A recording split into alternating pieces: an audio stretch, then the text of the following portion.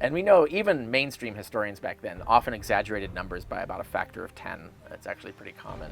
When they're talking about how large armies were, or how many people were killed in a particular battle or whatever. And you can do logistical analysis to show that they're off by an order of magnitude usually as to what would be plausible. The New Testament is a political montage of the sacred texts of these various communities that happens in the 4th century. Jim Jones, you can look for the whole story of Jim Jones all the way up to his suicide and getting a bunch of people to die with him, right? Like, clearly there was some element of genuine belief going on there. In addition to his obvious con artistry, like there's demonstrated like lies and fraud and things going on. So, and also again trying to get girls. So.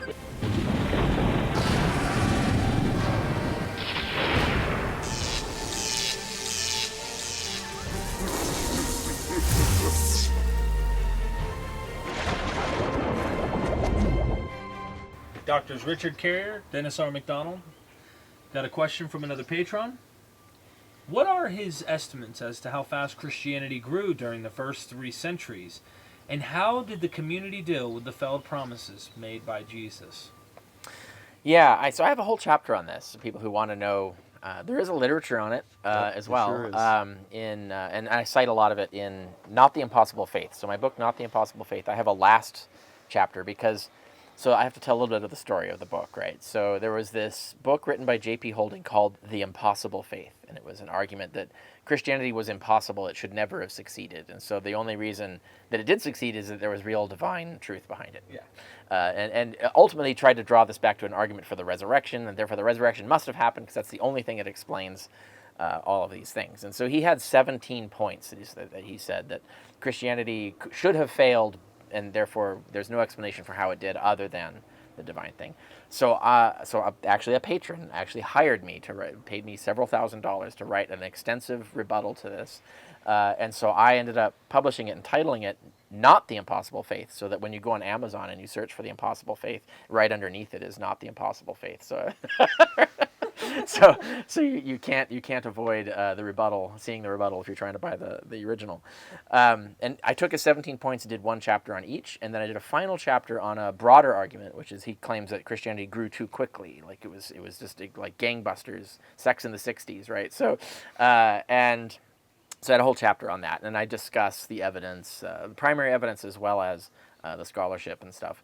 The overall, like the takeaway, right, the TLDR of this is largely based on Rodney Stark. So Rodney Stark is now a Catholic sociologist, and he's a good sociologist. He's a terrible historian, but he's a great sociologist.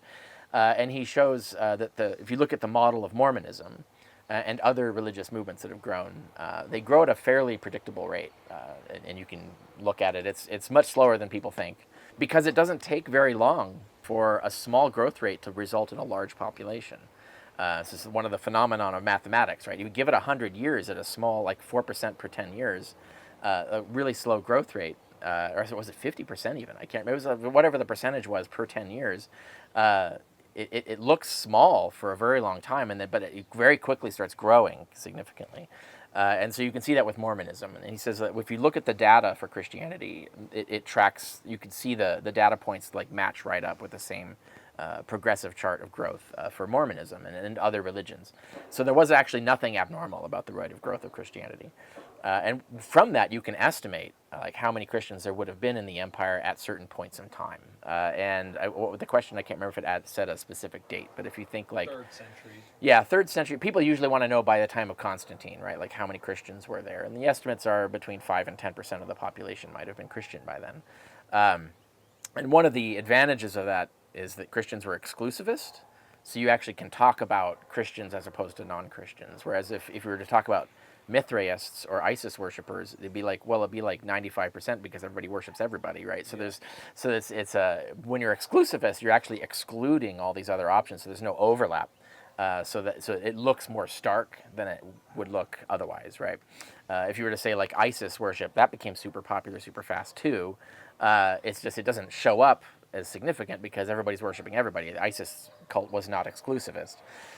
Whereas Christians are, so that shows up like stark. It's very stark development. So yeah, 5 to 10% is the usual estimate for by about 330 or 300 to 330 AD. And this is based on scientific data and comparing it to the actual early data. The, people generally don't accept the absurdly exaggerated numbers in the book of Acts, for example, of this explosive growth into thousands of people within days.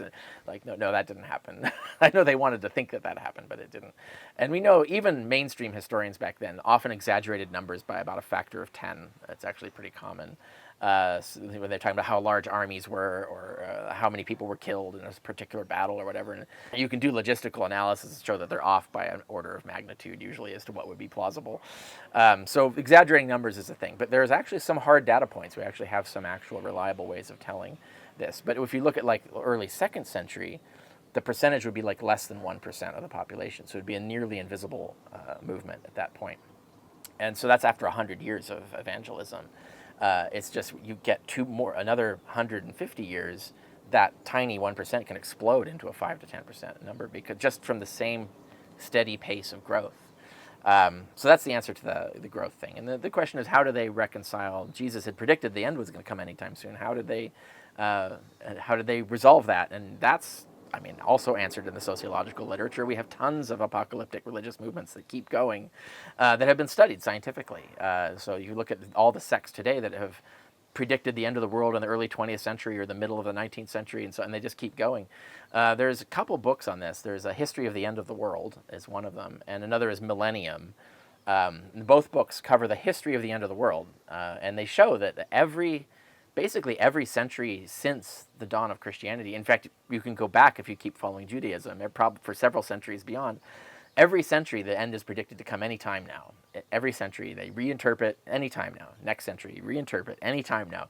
All the way up for thousands of years. So this is clearly not an obstacle for a religion to continue. It's clearly they always find a way to rationalize the failed prediction into a new prediction. It's going to happen now. We figured it out, and it's still happening. We just, Harold Camping's prediction of the end of the world, and he's still going. And, so Christianity's still going.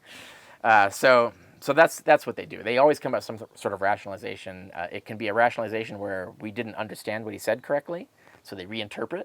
And it can be an explanation that, well, his dispensation, he gave us more time. Or a similar one is like, well, we're still sinning too much, so he's decided not to come, and we still have to earn it. They always come up with an excuse, and you can go through the history. If you want to study the history of how all the excuses have been, Millennium and the History of the End of the World both cover this. Del C. Allison Jr., I did a 3-part, one-sitting remote interview with him, and the third part is the failed apocalypse, right? Yeah. Now, this is a Christian scholar Mm-hmm. who is far more scholarly than any Christian scholar I've ever really talked Yeah, to, and he's willing to go against some orthodox positions. Like, he's the one who made a really convincing argument to me that the Sermon on the Mount is post-war.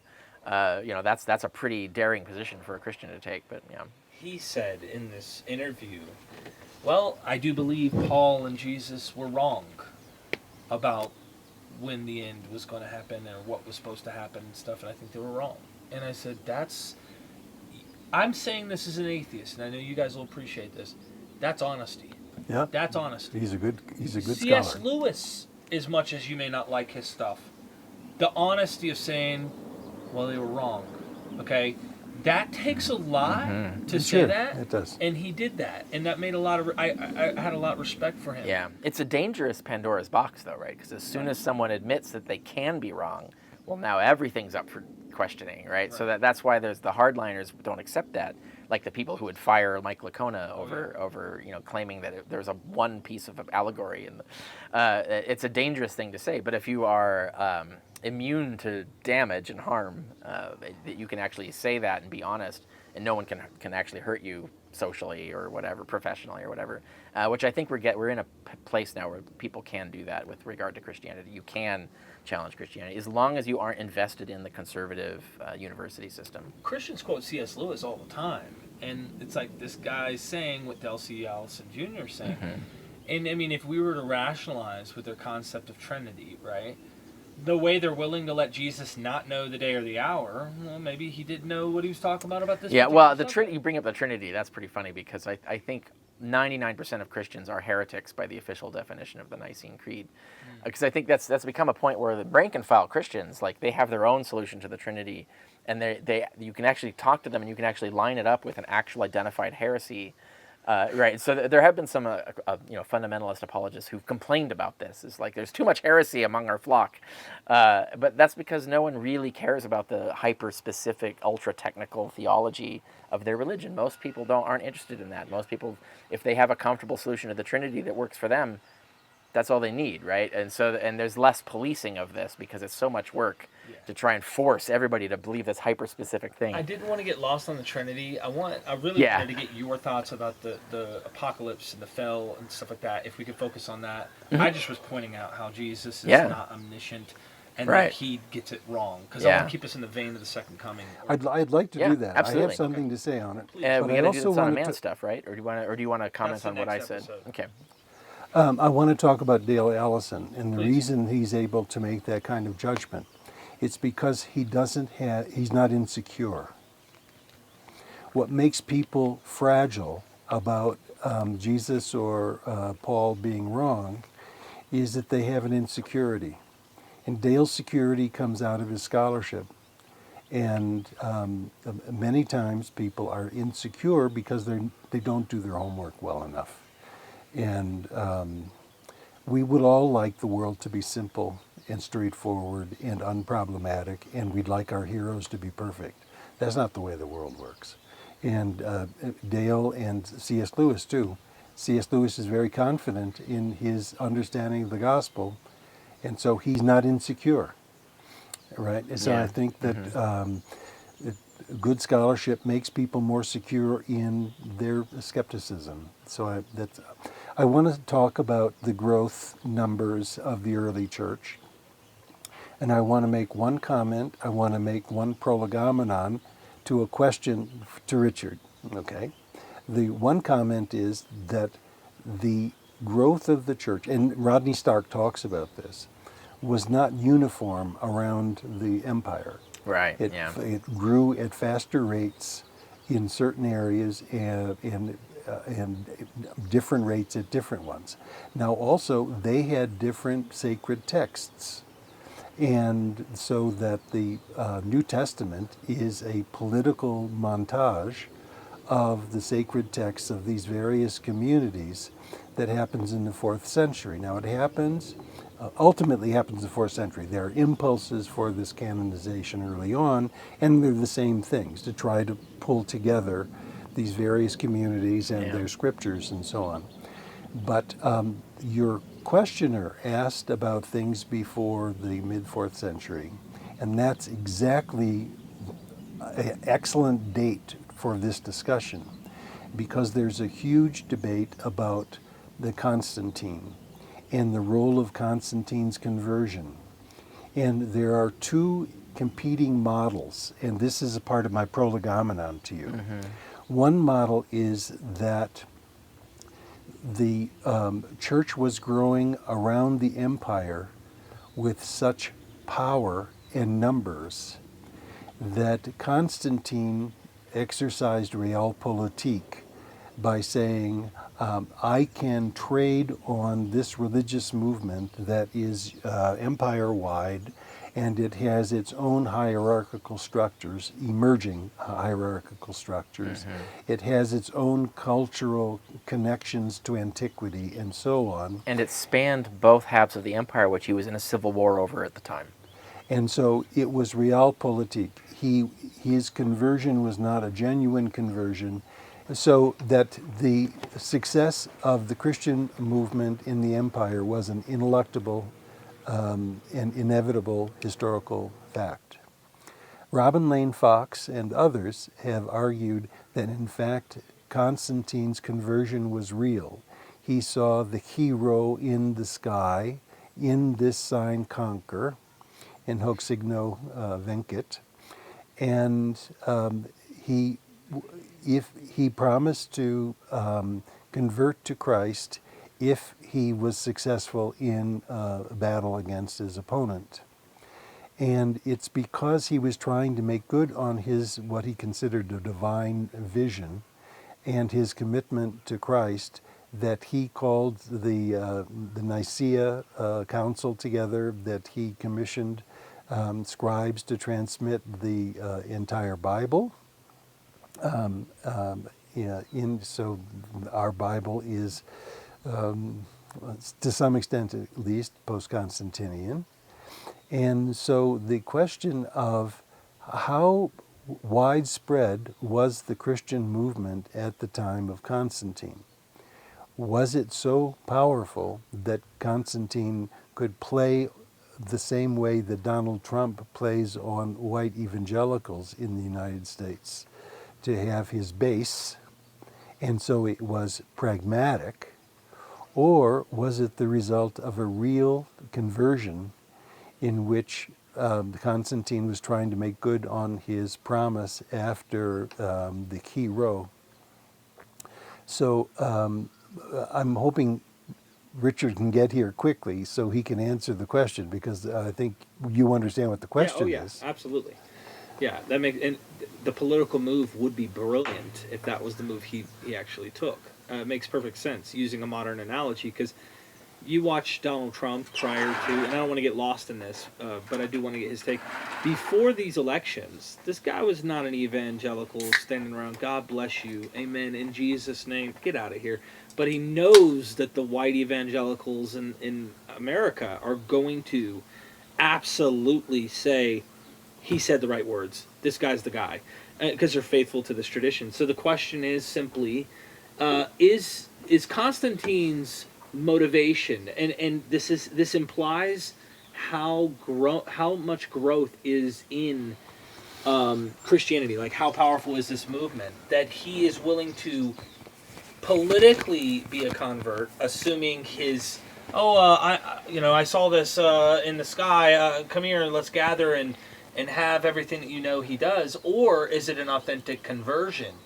What would you say? Because he was pointing out, like, is Constantine doing what Donald Trump recently did with white evangelicals? Okay, let me rephrase it just a little bit. Is this Realpolitik for Constantine, that he sees a new power base for himself, and he's an opportunist to trade on what seems to be a vibrant alternative religious movement in the empire? Or is his the key row in the sky and in hoc signo vincit a real vision for him, like Robin Lane Fox argues, and that he then decides he will be a worshiper of Christ if Christ gives him the victory? Right, yeah. So which is a plausible model, actually. it historically. actually is.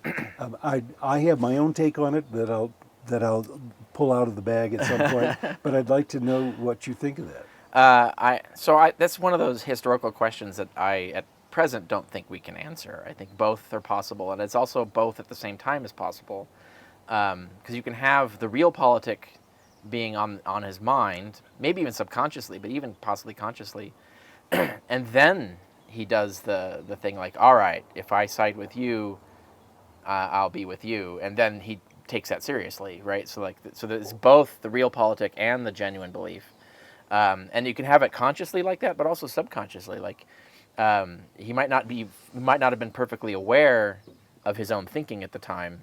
It's like, he knows there are these Christians. He knows that there are all these advantages to the Christians if he in this civil war, particularly because his enemy was more anti-Christian. So there would be like the whole, the enemy of my enemy is my friend kind of strategy. But all of this could have been on his mind subconsciously without him even knowing that.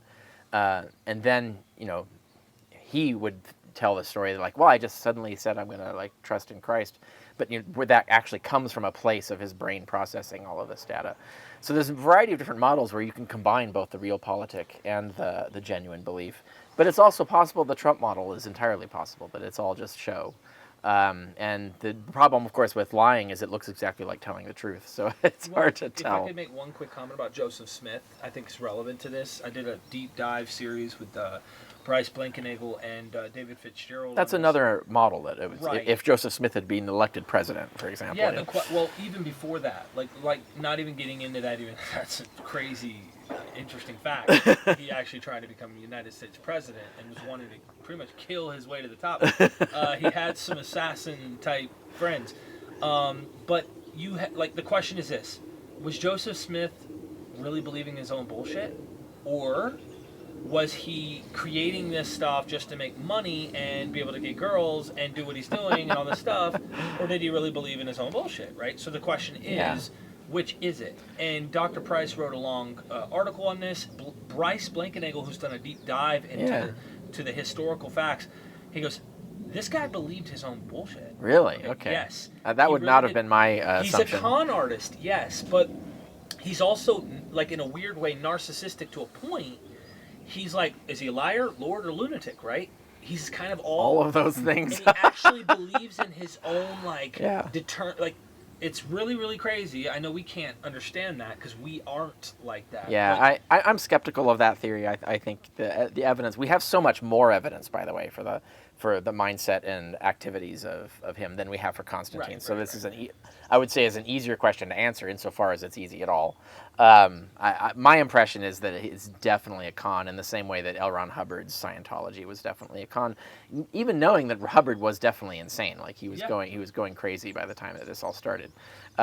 So I do think that there was aspect of con artistry involved in both fellows. So I don't know that they genuinely believed what they were doing, but I can respect the theory because you can have people that are doing both, right?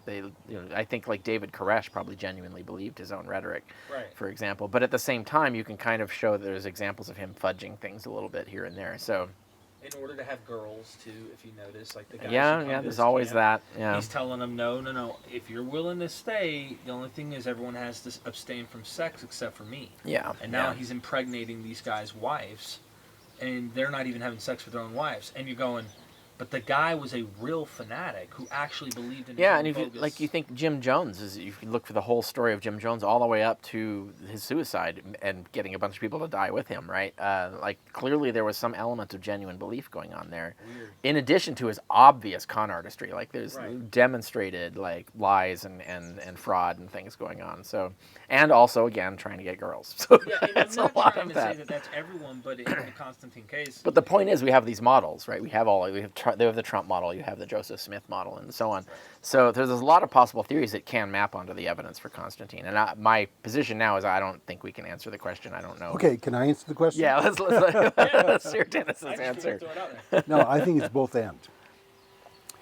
That because even Constantine himself was skeptical about the vision that he had, and it was contingent on the success in the military.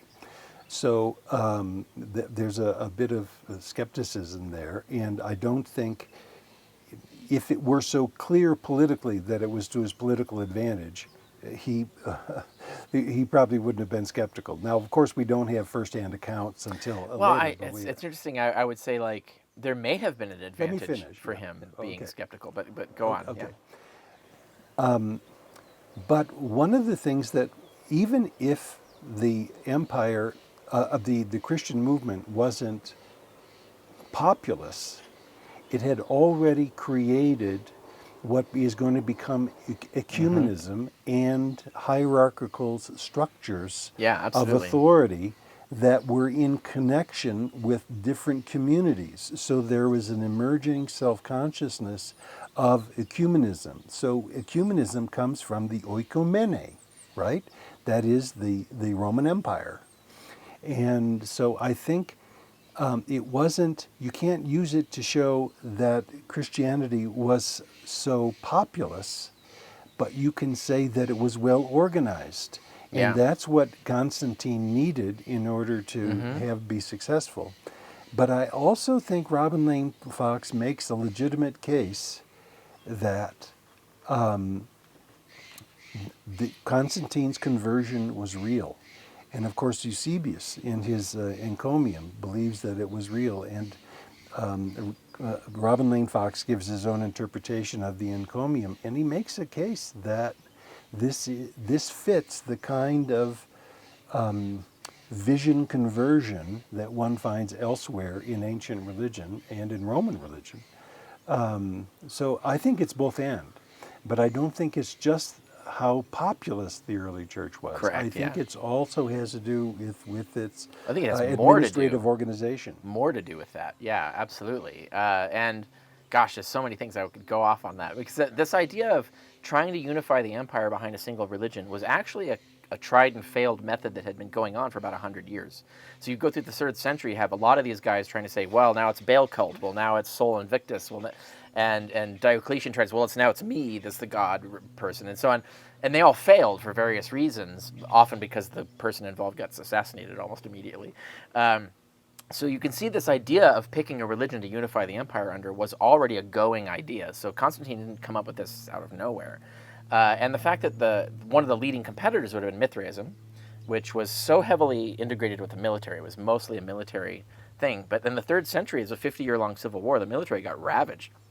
Like, there's people who were starting the century weren't alive by the end of the century. So whatever system across the world that Mithraism had established was probably completely wrecked by then. Whereas the Christian church, not getting so involved in the military, had this working, flourishing system, and it spanned both halves of the empire that he wanted to unify.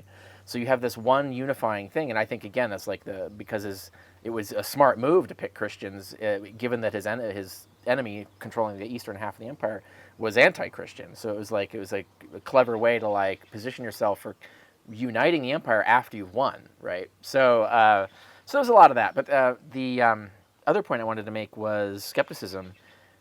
You find a lot of authors in the elite through this time will often give 2 explanations for things. They'll give the mystical God portent explanation, and then they'll give the rational explanation, like the historical causal one. And it's clear they often want you to have both, so that you can pick and choose which one makes you more comfortable.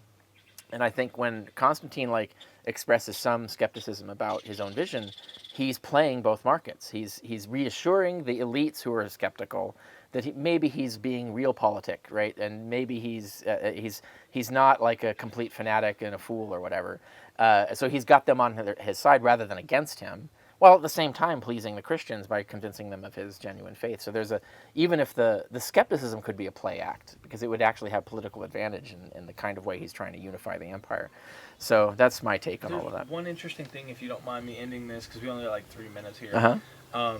Dr. Price had this interesting conversation where he talked about this Jewish guy, and this is way later in history. I don't know when, and I don't know his name, but he had a really serious following. And at this time, probably Sabbatai Sevi. Yeah, it might be Sabbatai Sevi. Yeah. So this guy, Price has done a lot of work on that, but yeah. Right, and he's like, okay, so there's a serious cult following this guy, and there's this idea, one of 2 things. All Jews need to be perfect and obedient to the law for the end and the Messiah to come, or everything needs to everyone needs to go completely wicked in order to force the Messiah to come. So there's 1 or 2 things have to happen for the Messiah to come. Right. It's Okay. not gray. It's not a gray area. It's either everybody's righteous and God will come, and your sin is not here, so I gotta come, or it's so bad I have to come. But then he says this Sabbatai guy, and I think that's the name that rings a bell. Mm-hmm. He had this following who was so devout that he goes to convert some Muslim leader, a real political leader, and he's like, I'm going to convert this guy. He goes, and the exact opposite actually happens under sword threat. You will die if you do not convert. His followers think this is part of his ideology and saying, we all need to convert to Muslims, but really truly we're Jews because we want the Messiah to come. Now really this guy's head's going to get cut off. So he has to make a choice. It's convert or die. You're going to become Muslim. You're not going to come into my castle, wherever the guy was that he's trying to convert, and you're going to convert me from Islam to Judaism. Nice try, buddy. Guess who's converting today? It's you, or you're dead. Okay, I'm not dead. He converts. His following converts, and they think this is part of his practice. So I just throw it out there as a psychological thing. I don't think that's Sevi. Is that a different story? I don't know. It's probably Moorish Judaism that would have had that kind of connection in Spain. I don't know the guy, though. There was one guy, and he was mentioned, and it made me laugh, oh my God, even his followers don't see, there's real, common sense reasons why you would convert. It has zero to do with your ideology. Yeah, right, But they're already interpreting it and going. So Yeah. we're all guessing on, trying to figure it out. And I think both and is a good way to take it. So. Ladies and gentlemen, join MythVision's Patreon not only to support us, but there are 72 videos that I did with Dr. Dennis R. MacDonald and Richard Carrier, all on the Patreon, early access. You guys can ask personal questions when I go to interview these scholars, and you're helping MythVision grow.